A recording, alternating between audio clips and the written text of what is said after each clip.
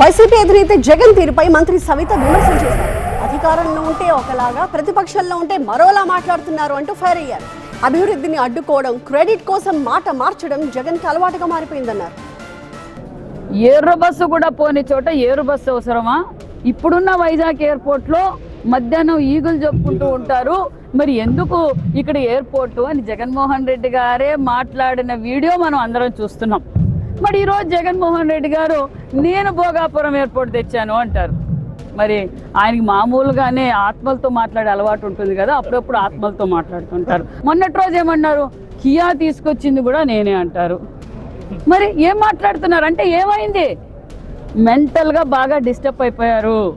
First ఆయన treatment తీసుకోవాలి. మరి మొన్నప్పుడు లండన్కి వెళ్ళారంట, ఇంకొకసారి ఏమన్నా విదేశాలకు వెళ్ళో, మరి ఇక్కడున్న ఆయన పూర్తి చేసిన మెడికల్ కాలేజీలు అంటున్నారు కదా, 17 మెడికల్ కాలేజీలు ఏమైనా చూపించుకుంటే ఆయనకి ఏమైనా కొంచెం రిలీఫ్ వస్తుందేమో.